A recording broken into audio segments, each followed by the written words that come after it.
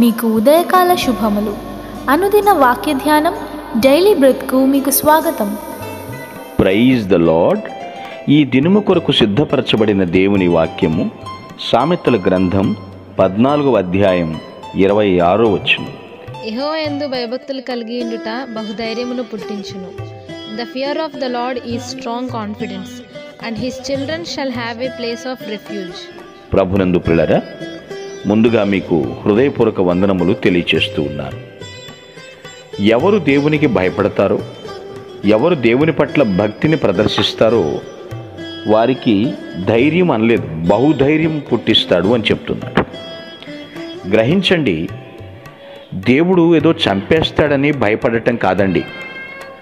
ఆయన పట్ల భక్తి అనేది ఖచ్చితంగా దేవుడు కోరే భక్తి మనం చేయాలి. ఇలా చేస్తే ఆయన శాంతిస్తాడేమో, అలా ఉంటే ఆయనకి నచ్చుతుందేమో అని కాదు. వాక్యానుసారమైనటువంటి భక్తి అనేది నీవు తరచూ వాక్యం చదువుతున్నప్పుడే తెలుస్తుంది. నీవు దేవునికి భయపడవా అని ఒక ప్రశ్న చదువుతాం. నిజమే కదా, నీవు కనబడే మనుషులకే భయపడట్లేదు, కనబడని దేవునికి ఎలా భయపడతావు? కానీ ప్రియులారా, దేవుని పట్ల భయము భక్తి రెండూ కలిసి ఉండాలి. ఈ రెండు ట్విన్స్ లాంటివి అని చెప్తూ ఉంటారు కొందరు. ఇవి రెండు ఎప్పుడు కలిసి ఉంటాయి అంటారు. దేవుని పట్ల భయం లేనివారు భక్తి చెయ్యరు. అలాగని దేవునికి భక్తి చేస్తున్నాను కాదా అని భయపడకుండా జీవించకూడదు. రెండూ కామన్గా ఉండాలి. ఎవరు భయభక్తులు కలిగి ఉంటారో వారికి బహుధైర్యం. మనకు తెలుసు, నీ భక్తి నీకు ధైర్యము పుట్టింపదా అని ఒక ప్రశ్న చదువుకుంటాం బైబిల్లో.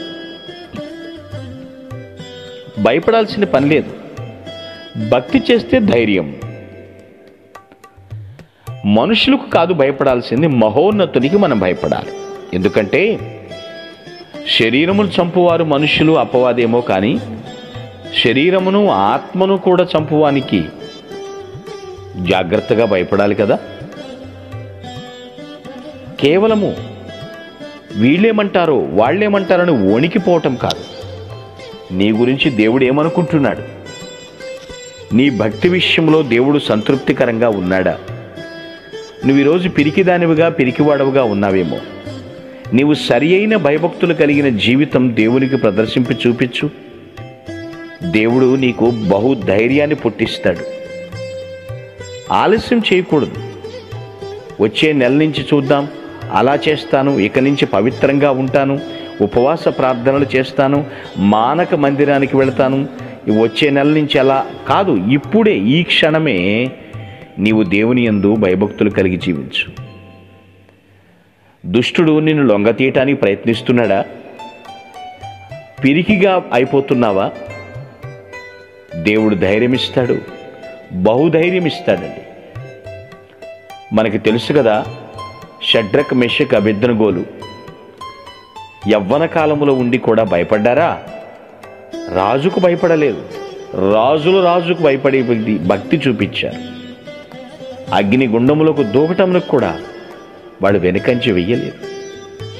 మమ్మను రక్షించుటకు సమర్థుడు మా దేవుడు. ఎక్కడి నుంచి వచ్చిందండి వాళ్ళకి ఆ తెగింపు, ఆ ధైర్యం? ఎస్, మా భయభక్తులు దేవుడు లెక్కలోకి తీసుకున్నాడు. ఆయన మా చెయ్యి విడిచిపెట్టడు, మాతోనే ఉంటాడు అన్న ధైర్యం, అది బహుధైర్యం అండి. అది ఆలోచించండి. దానియేలు భక్తుడికి ఎక్కడి నుంచి వచ్చిందండి ధైర్యం? సింహముల గుహలో వేయబడినప్పుడు. గుహ అంటే అనేక సింహాలుంటాయి. ఎస్, దేవుడు చేతకానివాడు కాడు. ఆయనకి అన్నీ చేతనవుతాయి. కానీ మనిషికి చేతనైంది ఏంటో తెలుసా? తన సొంత ఇష్టాన్ని నెరవేర్చుకుంటాం. కానీ బైబిల్ చెప్తోంది, దేవుని చిత్తము జరిగించేవాడు నిరంతరము నిలుచును.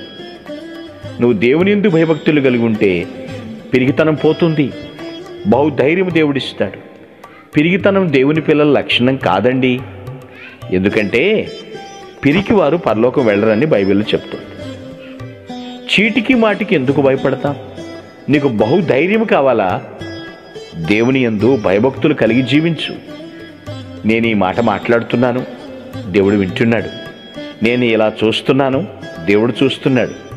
నేను ఇలా ఆలోచిస్తున్నాను, దేవుడు నా గురించి నిర్ణయిస్తున్నాడు. నేను ఇలా నడుస్తున్నాను, దేవుడు ప్రతిదీ పరిశీలిస్తున్నాడు అనేటువంటి భయభక్తులు ఉన్నప్పుడు మనకి పిరికితనం ఉండదండి. మనం వెరవము, ఎన్నటికీ భయపడము. దేవుడు బహుధైర్యాన్ని పుట్టిస్తాడు. ధైర్యే సాహసి అంటారు కదా. ధైర్యముతో దేవుని రాకడ కొరకు సిద్ధపడదుముగాక. మీ ఆమేన్. కొరకు ప్రార్థించుటకు మేమెల్లప్పుడూ సిద్ధం. Praise the lord. ప్రభు నామమున మీ అందరికీ వందనములు. ఈ మా సందేశముల ద్వారా మీరు ఆశీర్వదింపబడినట్లయితే మీ తోటి వారికి షేర్ చేసి దేవుని రాజ్య సువార్తలో మీరు కూడా పాలుభాగస్తులు కావాలని ఆశిస్తున్నాం. మొదటిసారిగా ఈ ఛానల్ను చూస్తున్నట్లయితే మా ఛానల్ను సబ్స్క్రైబ్ చేయండి. వీడియోలు నోటిఫికేషన్ రూపంలో పొందుటకు బెల్ బటన్ని ప్రెస్ చేయండి. God bless you.